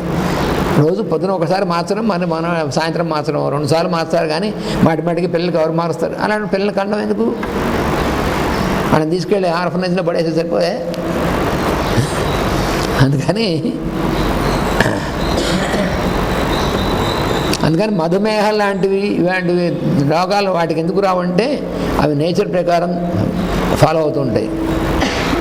తర్వాత మన నోట్లో ఉన్నటువంటి లాలాజలం అనేటువంటిది దాని మెడికల్ ప్రాపర్టీస్ చాలా ఉన్నాయి. అంటే ఒకటి, నోట్లోంచి బయటికి వచ్చేసేసిన తర్వాత ఎక్కువసేపు అయితే మాత్రం టాక్సిక్ అవుతుంది. ఇది జాగ్రత్తగా ఉండాలి. అందుకనే మనం తీసుకునేటువంటి స్పూన్తో కానీ చేతులతో తీసుకున్నప్పుడు కానీ వెంటనే కడుక్కోవడం. ఎందుకంటే ఈ లాలాజలం అనేటువంటిది బయటకు వచ్చాక టాక్సిక్ అవుతుంది, అప్పుడు వెంటనే కడిగేసుకోవాలి. అలాగే లాలాజలం ఒకటి లాలాజలం ఇంకో లాలాజలంతో కలవకూడదు, టాక్సిక్ అవుతుంది, అందుకని జాగ్రత్త పడాలి. కానీ అలా కాకుండా మామూలుగా లాలాజలానికి మెడిసినల్ ప్రాపర్టీస్ ఉన్నాయి. ఎలాగంటే ఒక జంతువు దెబ్బ తగిలిందనుకోండి, అదేం చేస్తుంది, నాకేస్తూ ఉంటుంది. ఏడో నాకుండే జంతువు మనము నాకుతూ ఉంటాం, కానీ మనం గమనించాం. కానీ జంతువు ఎందుకు నాకుతుంది, పర్పస్ ఉంది అక్కడ. అది హీలింగ్ కోసం నాకు నా లాలాజలంతో నాకేస్తే అది తొందరగా హీల్ అయిపోతుంది జంతువుకి. లాలాజలం ఒక మెడిసిన్. ఎవరైతే లాలాజలాన్ని లోపల తీసుకోవడం లాలాజలం లోపలికి వెళ్ళాలి, బయటికి రాకూడదు. ఈ గుట్కా తినేవాళ్ళు ఉంటారు, కారాకీళ్ళు తినేవాళ్ళు ఉంటారు, టొబాకో నవ్వులేవాళ్ళు ఉంటారు. వీళ్ళు ఏం చేస్తారు, నిమిషానికి ఉమ్మేస్తూ ఉంటారు. లాలాజలం అంతా బయటికి వెళుతుంది తప్ప లోపలికి వెళ్ళదు. ఎందుకంటే టొబాకోతో ఉన్నటువంటి పదార్థాలు నవ్విలేటువంటి ఖైని అంటే చప్పట్లు కొడుతూ ఉంటారు, ఇలా చప్పట్లు కొడుతూ ఉంటారు. చూడండి, రైల్లో అక్కడ చూస్తూ ఉంటాం, మన పక్కన కొంచెం చప్పట్లు, ఏమిటో చప్పట్లు కొడతాను అనుకున్నా మొదట్లో. ఆ తర్వాత అర్థమైన చప్పట్లు కాదో ఏదో కైనీట నేసి ఇలా చప్పట్లు కొట్టి దీన్ని ఇలా చేసి ఉఫ్ అని ఓది మన మొహం మీద ఇవన్నీ నానా పనులు చేస్తుంటారు. నేను చేసి నోరు పెట్టుకుంటారు. అక్కడ లాలాజలం ఊరుతూ ఉంటుంది, ఆ ఊరిని లాలాజలం అంతా తుప్పుకుని ఉమ్మేస్తూ ఉంటారు. ఈ లాలాజలం అనేటువంటిది అసలు లోపలికి వెళ్ళనీయకుండా బయటికి ఇవి చేస్తూ ఉంటారు. ఈ లాలాజలం ఊరడం కోసం భగవంతుడు మనకి లెక్కకు మిక్కిలి లాలాజల గ్రంథుల్ని సృష్టించాడు. లోపల సలైవరీ గ్లాండ్స్ అసలు ఎన్ని ఉంటాయో చెప్పలేము, అన్ని గ్లాండ్స్ ఇచ్చాడు మనకి. ఎందుకంటే మనకు అవసరం కాబట్టి 1,00,000 దాకా ఉండేవి. అవి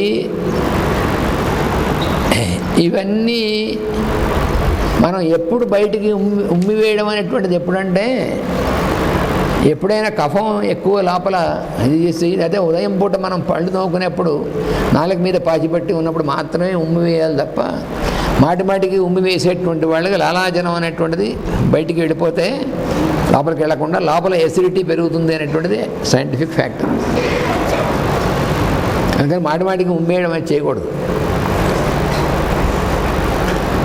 ఈ టొబాకోను గుట్కాలు వేసుకునేటువంటి వాళ్ళు మాత్రం నిరంతరం ఉమ్ముతూ ఉంటారు. దానివల్ల వాళ్ళకి లాలాజలం అంతా వేస్ట్ అయిపోతుంది.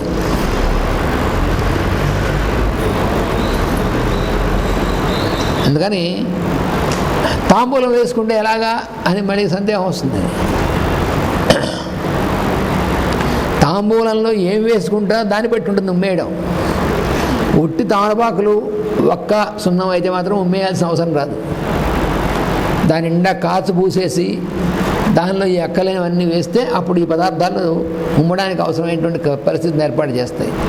ఉట్టి తామలపాకును ఒక్క అయితే ఉమ్మక్కలేదు. ఎందుకంటే తామలపాకు సున్నము ఈ కాంబినేషన్ ఉందే, కేవలం అదే అయితే మనకి మేలు చేస్తుంది.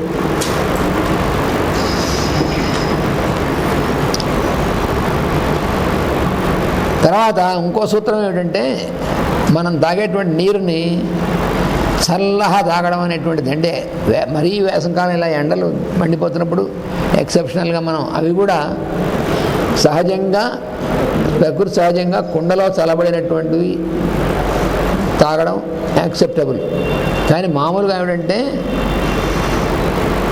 గోరువెచ్చటి నీళ్ళే తాగడం అనేటువంటిది ఆరోగ్యకరమైనటువంటిది. అంతేగాని ఫ్రిడ్జ్లో పెట్టుకుని నీళ్లు తాగడం అనేటువంటిది మహాభయంకరం. ఎందుకంటే ఫ్రిడ్జ్లో అయినా చెప్పుకున్నాగా, ఫ్రిడ్జ్లో పెట్టుకునేటువంటి నీళ్లు అందులో ఉన్నటువంటి గ్యాసెస్ ఏవైతే ఉన్నాయో వాటి వల్ల విషతుల్యమైనటువంటి విధంగా మారినటువంటి నీళ్ళు అవి. కుండల అయినటువంటిది అయితే అలా ఉండదు. కుండలో గ్యాస్ వల్ల కనుక చల్లబడేది, కుండలో సహజంగా అయినటువంటి దేనివల్ల చల్లబడుతుంది. అయినప్పటికీ ఎప్పుడు కూడా ఇంత చల్లగా తాగడం అనేటువంటిది అలవాటు చేసుకోకూడదు. వీలైనంత వరకు సమశీతోష్ణంగా ఉన్నటువంటి నీళ్లు తాగడం కోసమే ప్రయత్నించాలి. ఎందుకంటే చల్లగా ఉన్నటువంటి నీరు తరచుగా తాగడం వల్ల గుండెకి మెదడుకి చేరవలసినటువంటి రక్తం సరిగ్గా చేరదు. అది కారణం. బాగా చల్లగా ఉన్నటువంటి నీళ్లు తరచుగా తాగడం అనేటువంటి దానివల్ల గుండెకి వెళ్ళేటువంటి రక్తం, మెదడుకి వెళ్ళేటువంటి రక్తం చేరవలసినటువంటి సమంగా చేరవు. దానివల్ల ఏమవుతుంది, హెమరేజ్ కానీ, పెరాలసిస్ కానీ, గుండెపోటు కానీ, ఈ 3 తొందరగా వచ్చే అవకాశం ఉన్నది. అది కారణం.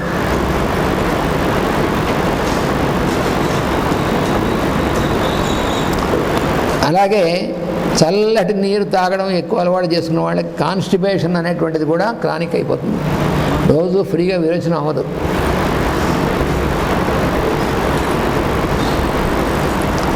అందుకని అలాంటి వారు పాపం మోషన్ పాస్ చేయడం కోసం వెళ్ళి టాయిలెట్లో ఎక్కువ కాలం కాపురం ఉంటారు వాళ్ళు. కొంతమంది అందులో పుస్తకాలు పట్టుకెళ్ళేవాళ్ళు, రకరకాల వాళ్ళు తయారవుతారు. ఎందుకంటే పాపం వాళ్ళు చాలా కాలం గడపాలి కాబట్టి ఊరికే వెళ్ళగలుగుతుందని చదువుకుంటూ ఉంటారు లోపలికి వెళ్ళి అక్కడ కూర్చొని. అందుకని కొంతమంది ఇప్పుడు సెల్ ఫోన్స్ పట్టుకెళ్ళేవాళ్ళు, ఎందుకంటే వాళ్ళు ఎక్కడ నుండి మాట్లాడుతున్నారో అవతల వాడు తెలియదు కదా. అందుకని ఇలాంటివన్నీ ప్రయోగాలన్నీ చేస్తూ ఉంటారు. అది